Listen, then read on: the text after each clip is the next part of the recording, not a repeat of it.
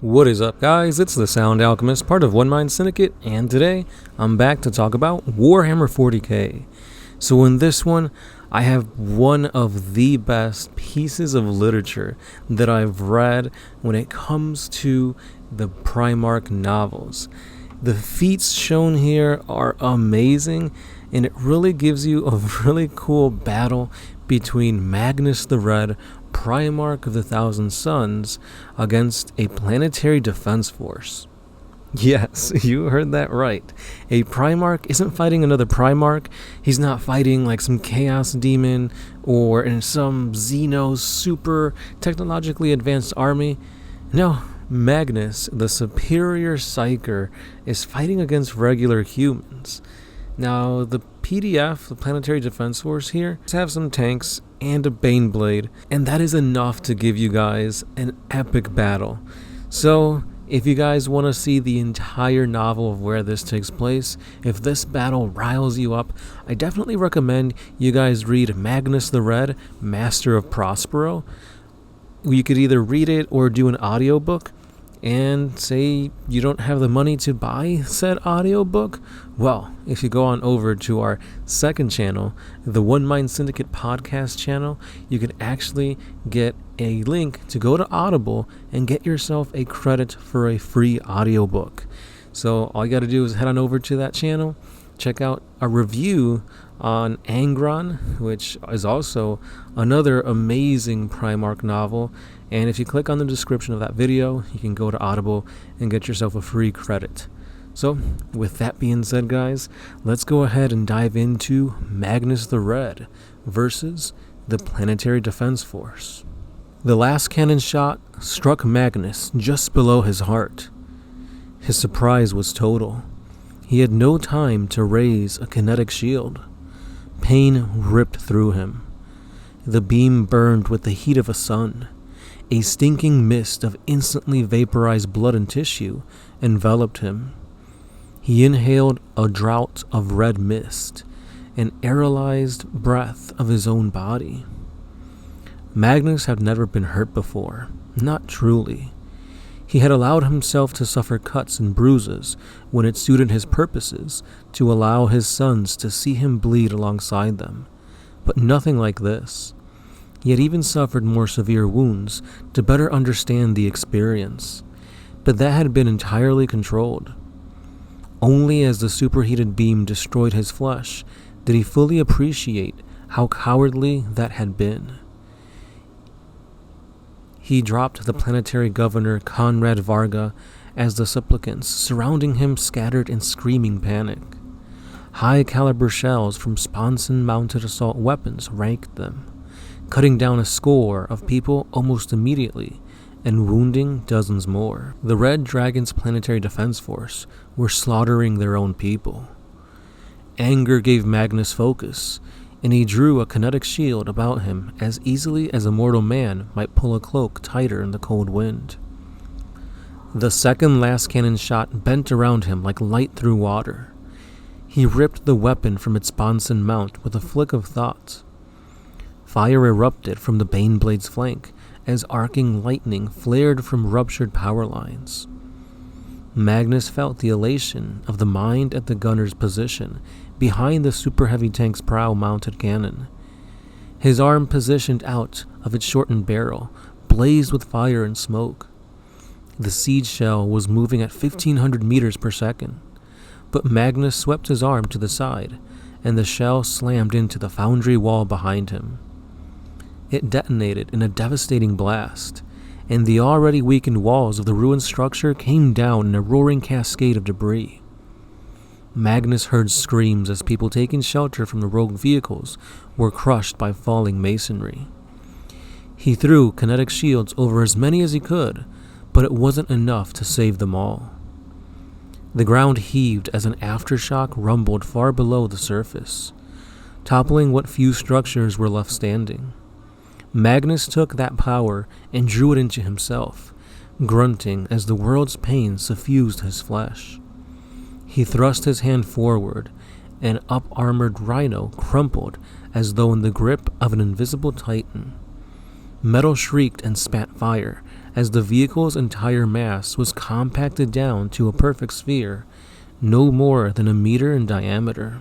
Magnus clenched his fist and swung his arm to the side, slamming the unimaginably dense mass of metal like a wrecking ball. He smashed another rhino flat before hammering the wreckage into a pair of chimeras. The vehicles hurled through the air, vanishing over cliffs of the sea docks. More last bolts and solid slugs raked him. More skidded away from his psi shield, but others clipped his armor, grazed his flesh, or in one case, exploded against his ribs. Magnus fell to one knee, his protection dissolving into scraps of hard air. Another shot took him high in the shoulder, spinning him around and almost knocking him onto his back. Iridescent blood sheeted his armor, the metal reshaping itself around the wound. The executioner swerved around the wrecks of its fellows, looking to flank him. Its turret cannon swung around and ready to fire into the sheltering civilians. The Baneblade came straight at him. It ground over the smashed remains of a headless statue, crushing the likeness of an imperial grandee to powder beneath the titanic weight. The turret-mounted battle cannon lowered, and Magnus sensed the crew within, the driver alight with manic glee, the commander exhilarated at the prospect of slaying so mighty a foe, its gunners vying for the chance to take the kill shot. Their auras blazed with the passions common to all mortals in the crucible of combat. Magnus rammed his power into their skulls, tearing at the myriad webs of synaptic connections within. The Baneblade swung about and slammed into the flanking executioner, crumpling its red-painted hull and driving it up on one track. The tank tipped over, and the Baneblade punched it forwards 20 meters until finally driving it hard against a wall of debris. The super heavy tank's tracks ripped up rock and dust as the driver gunned the engines. Reeking smoke belched from its protesting drive unit. Magnus then sent a pulse of thought to the Baneblade's gunners, and both tanks vanished in a series of percussive fireballs as they fired every weapon system. The executioner was obliterated instantly, and the force of the point-blank blasts ripped open the Baneblade's chassis. It rolled back from the carnage, its front armor peeled open and thick black smoke belching from within. Screaming bodies tumbled from the flames. Magnus let them burn. He saw the outline of the last tank through the smoke of fire. He expected it to retreat, to flee the destruction, but instead it roared towards him, spraying mass reactive rounds from its cupola mount. Magnus turned them to wisps of perfumed air and lifted the tank from the ground with an outstretched hand. The track spun, and the fusillade of gunfire continued. Magnus stood immobile before a wall of burning tanks, surrounded by the dead and the dying. The insanity of the last moments filled his mind with a fury like nothing he had ever known. He pulled the tank apart. Every rivet, every screw, every welded seam undone. Nothing was destroyed or damaged, and with enough time and patience, a tech marine could have rebuilt the tank. At the heart of the disemboweled vehicle, the tank's crewmen drifted like a pair of spacefarers adrift in zero gravity. The gunner reached for his sidearm. Magnus increased his core temperature by 1,000 degrees between heartbeats. The man exploded in a flash of superheated, blood-rich vapor.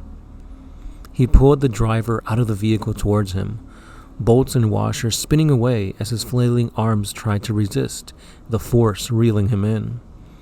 He held the man before him in the air and ripped his helmet off with a thought.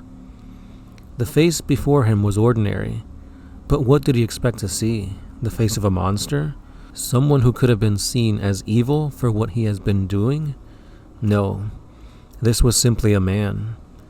His skin had the pallid, oily sheen common to tankers, but Magnus saw none of the awe and dread common to mortals when they first laid eyes on him.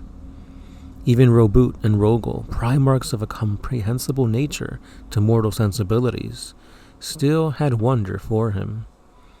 "Finish me," he screamed. "I must die." "And you will die," promised Magnus. "But first, you are going to tell me why you were trying to kill the planetary governor." And there you have it, guys. This was the awesome ability of Magnus the Red.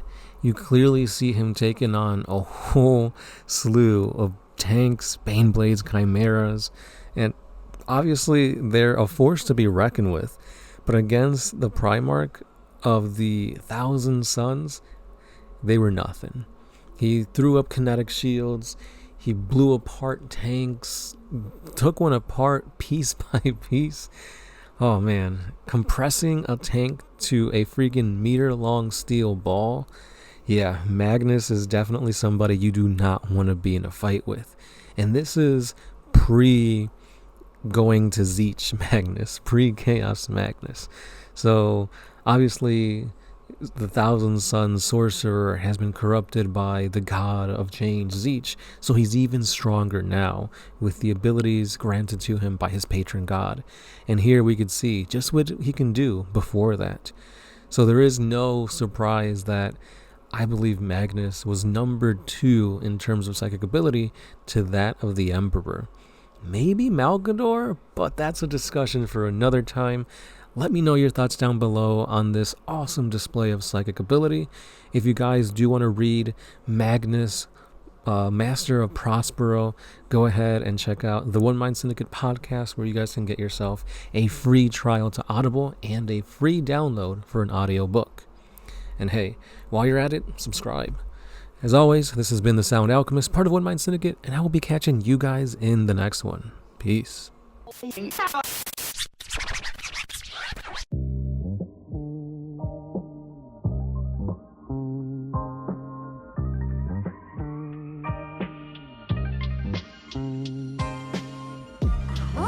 used to put my freedom first in any situation.